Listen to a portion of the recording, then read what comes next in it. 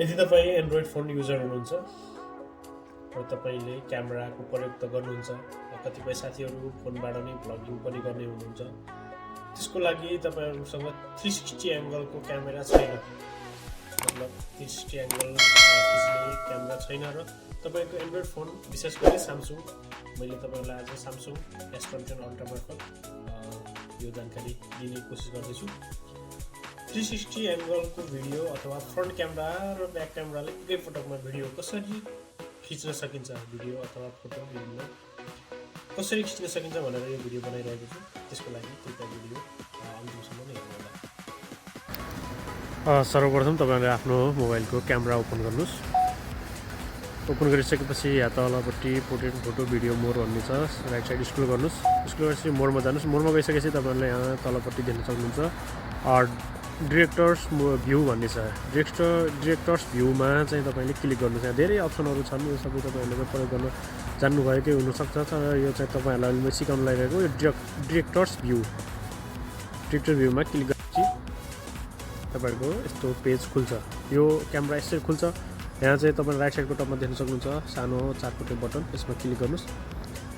Click गरेपछि तपाईलाई तीनवटा मोड देखाइरहेको छ, जहाँ तीनवटा मोडमा यो फर्स्टमा भएको एउटा क्लिक, त्यसमा चाहिँ देखिएको छ फ्रन्ट क्यामेराले सानो स्क्रिनमा भिडियो क्याप्चर गरिरहेको छ भने मैले यसरी देखाइरहेको छु, जुनमा फ्रन्ट क्यामेरामा मलाई नै देखाइरहेको छ सानो स्क्रिनमा भने ब्याक क्यामेराले यो पछाडिको सिनलाई मजाले देखाइरहेको छ है राम्रोसँग। यसमा पनि ब्याक क्यामेराको तपाईहरुलाई तीनवटा अप्सन, यहाँ तपाईहरुको मास्टर एरो देखाएकोमा क्लिक गर्नुस्। तीनवटा अप्सन दिएको छ, यसले चाहिँ भिडियोलाई जुमिङ गर्नको लागि तपाईलाई आवश्यकता अनुसारको जुमिङमा तीनवटा मोडमा यहाँबाट जुमिङ गरेर पनि भिडियो खिच्न सक्नुहुन्छ र वाइडमा पनि जान सक्नुहुन्छ। यो एउटा फर्स्टमा मोड भयो। भनिसकेपछि तपाईँ फेरि यो टपको बटनमा जानुस् र यो हाफमा जानु। हाफमा गइसके पछाडि तपाईले यसरी देख्न सक्नुहुन्छ हाफ स्क्रिनमा ब्याक सिन र हाफ स्क्रिनमा फ्रन्ट सिन। त्यसरी हाफ स्क्रिनमा पनि खिच्न सकिन्छ है।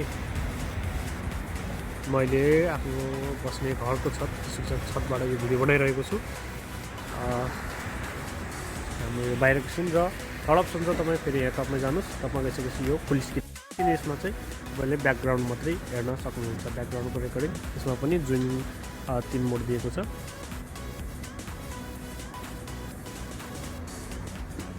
वाइड सिन, जुमिङ 3 मोडबाट तपाईहरुले भिडियो रेकर्ड गर्न सक्नुहुन्छ। विशेष गरी यो भिडियो यो फंक्सन ब्लगर साथीहरुको लागि, जोसँग 360 डिग्रीको क्यामेरा छैन उहाँहरुको लागि यो भिडियो चाहिँ उपलब्धिमूलक हुन सक्छ। त्यसरी फ्रन्ट र ब्याक सिनलाई एकैचोटि हाफ मोडमा लिएर त्यसलाई 360 एप्समा लगेर एडिट गरेर 360 डिग्रीको भिडियो पनि बनाउन सकिन्छ। त्यसको लागि मैले 360 को भिडियो कसरी एडिट गर्ने भनेर त्यो अर्को भिडियोमा जानकारी दिने कोसिस गर्नेछु।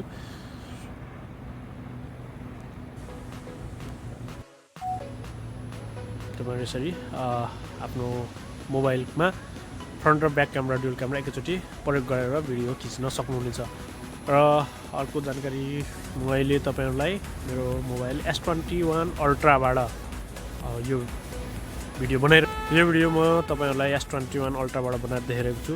यो फंक्सन सबै मोबाइलमा उपलब्धि पनि नहुन सक्छ।